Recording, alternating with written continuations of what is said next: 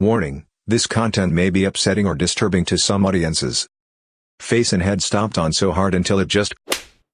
Former convicts of Reddit, what did happen to pedophiles in prison? I was in jail last year for drug charges. They put a convicted groper into our unit because the regular sexual charge unit was full or something. Anyways, I paid someone 2 soups to grope him. We were all watching TV when I hear my nig call my name behind me. He was standing right behind the groper, and reached around him and squeezed the hell out of his fat tits. This dude jumped out of his seat and everyone laughed. Best soups I ever spent. Spent 10 months in the Texas prison system for manslaughter. My first offense, and it was an accident, which is why it was a short sentence. They were typically berated and yelled at pretty badly. Most of them that stuck around the Gen Pop dorms were honest and just perverts. She was 16, he was 22. That kind of stuff. We had one guy, raped both his daughters from 4 on up. Finally his then 14-year-old hid her cell phone and recorded it happening to her younger sister. Spoiler, this is graphic. One night I woke up to pee and my neighbor, bed at my feet, we were in rows, pulled me back down. Told me not to go to the bathroom.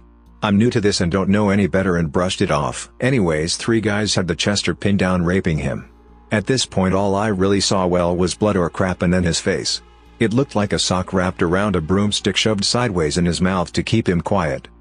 The scary part was the sound. There were 56 men in the storm. There wasn't enough sound to wake up hardly anyone. All this lasted maybe 1 second and I went back to bed. I didn't sleep that night or the next at all. That man spent the rest of the time I had there with his head down, or swinging wildly at anyone who even looked at him wrong. The worst part is almost everyone acted like it was normal, and I didn't do a damn thing about it. I went with the flow. I lived in the same large, gymnasium-sized, room for 5 months with him and could never look at him knowing I didn't help. Prison is hell. People act like it's what they deserve. If our government's elects spent 1 week in a prison we would see reform so fast. I only made it because I was smart. A few well-respected people basically said this guy's not coming back, don't mess with him, and I would build a tattoo gun or a radio, steal from work. Guards never looked twice at me. I still got stabbed, got beaten and had to hurt a few people. For anyone wondering, I crashed going 14 miles per hour over the limit, 74 in a 60, my best friend didn't have a seatbelt on and flew out when we flipped. I doubt I'll ever be normal and can hardly live with myself some days. I admitted to the EMT to drinking 4 hours prior to the crash. I thought my legs were broken and wanted to be honest before I got pumped full of meds.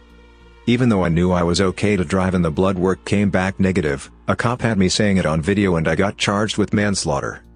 Apparently screaming sorry at the top of my lungs at my dead friend's body, looked bad too, according to my lawyer, and made me look guilty. I signed a plea. Ex of mine went to prison in Brazil. Said an offender came in after he was processed. Both the inmates and the guards dressed him in a dress, wig, put lipstick on him, put out cigarettes on him, and beat the crap out of him. Didn't know if he made it or not. Most Chesters I encountered in jails and prisons were older, white guys. There were a few there for sexual relations with girls who were 15 when they were 18, and they are generally left alone as it is a situation many people might find themselves in as an 18-year-old kid. Older dudes do not get that leeway though. They are beaten, extorted, robbed, raped themselves, or killed by the alpha inmates. They really didn't like to kill the guys at the camp I was on as they are, like I said, older white guys. They typically have money on their books and go to commissary every week. They are an endless source of hygiene products and snacks. I've seen a line of inmates outside of a Chester's cell door with a list of items they each want him to order. For his sake, he better hope he's got the money on his books to satisfy all their wants. If he doesn't, it never ended well for him. At a county jail I was in Northern Virginia 1997, they would bring food carts up to each block with the appropriate number of trays and drinks for each inmate to receive one meal. It wasn't exclusive to Chester's, but if you saw a guy grab 2 trays back to back through the food slot, you knew someone either A, wasn't going to eat because of their crime, or B, they were put on a diet because whoever grabbed 2 trays thought that person was trash. Normally though, they would announce to the rest of the block whose tray they were taking to alleviate any potential confusion in case one of their boys was the guy going without. Funny part is, most people didn't even eat the food. They waited until everyone had access to their boxes. We were locked out of our cells in the day room every morning at 7:30, and made burritos, ramen, chips, meat, cheese etc. for dinner. Correctional officers know what's going on, they don't really seem to care though. I guess overall they get it the worst. A lot of guys are there to do their time and go home or do their time as drama-free as possible. All bets are off though when it comes to Chesters. I kind of felt bad for them, to be honest. What makes him so much worse than me? Sure, I didn't molest kids, but what makes their crimes of murder, armed robbery and rape any less life-changing or traumatic for their victims? I did see a Chester beat the absolute dog crap out of two guys in his cell one night though. That was pretty rad. Dude was like 26, girl lied and said she was 19, 15, and he got some time. He ended up throwing one of them off the tier onto a table in the day room. I never root for sex offenders per se, but that was awesome. This is from one specific maximum security federal prison. There are so many different types of jails and prisons with varying levels of security and huge variables in population type. Obviously what I experienced doesn't mean that every single other jail and prison is like this. When you first get there, your counselor will ask you if there's any reason that you can't walk the yard or be in general population. This is usually where you make the decision to do your time in the SHU all alone, or take your chances out with everyone else. You do need to have a good reason though: child molester, gang issues, there's a hit on you from the last place you stayed, you're a snitch, etc. When you get settled in, the shot caller from your race will approach you. You're told something like this: you have 1 week to get us your paperwork so we can make sure you're not a trauma or have no Rule 35s. If you don't provide this in a week, we'll kill you. Here's a toothbrush, some snacks, some soap, let me know if you need anything. Chamo equals child molester. Rule 35 equals reduced sentence for snitching on someone. So, you show them your paperwork, and if you're clean you're good to go. If you don't show paperwork, or you're not clean, you will be killed within the next week. For some reason, new guys do not take this seriously. They either don't produce their paperwork, or they actually produce it knowing that there's less than desirable stuff on there. What happens to them? Stabbed 27 times all in a matter of seconds. Face and head stomped on so hard until it just cracks open and gunk leaks out. Mouth and jaw shattered with a pool stick or pool ball.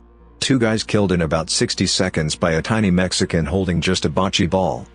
Native Americans pretend like it's all good. 10 of them go into the sweat lodge for religious reasons, only 9 come out. 10th guy had a clean gash in his head from a shovel. Cellmate hung the guy with a bedsheet to make it look like suicide. Why do these guys take chances with trying to be in general population? Because the SHU sucks. You're by yourself, no TV, 3 showers a week, no access to things like the prison barber, limited access to phones, video visitations, constant video monitoring to prevent suicide. And every 18 months they ship you to a new prison. If you're looking at 40 years for child rape, that can be a long time to live in those conditions. Sometimes guys will stay in general population knowing that they will get killed, simply because they don't want to be there but can't commit suicide in the SHU. I work in a medium security state prison, and the short answer is nothing. Most COs are not allowed access to inmate records, and the ones who are don't usually spread it for fear of doing the paperwork involved with a stabbing. In our facility, inmates who act properly get a room to themselves, and this is by far the biggest deterrent to any misbehaving. Also, the saying here is, in prison you can be whoever you want. Many openly lie for fear of retaliation. In the rare case where the info gets out, they will be shunned by groups they don't really affiliate with anyhow. They most often find a level of acceptance with the many religious groups inside. Also in my facility, rape is almost unheard of. The sex there is almost entirely consensual, to the point of evenly distributing the punks amongst the blocks. I did 6 months in current Fromhold Correctional Facility, didn't even make it to Gen Pop before 2 huge guys from the same street found out that some Asian dude was in for touching his niece. This guy, my god, they approached him at lunch and snatched away his tray first. The bigger of the 2 slapped him so hard, it almost hurt me while screaming, "So you like to hurt little girls?" Followed up by the man who took the tray hitting this little Asian guy with a straight-up sucker punch that laid him out flat. After that, I'm pretty sure every inmate on C block stopped his head. COs had pepper spray flying everywhere, and when all was said and done, the pedo was taken to the hospital and the rest of us didn't get dinner because we were locked down for 24 hours. That was only quarantine. The whole thing could have been avoided if there wasn't a giant whiteboard with everyone's name, inmate number, and charges written all over it. I've been in a few times and it's never good.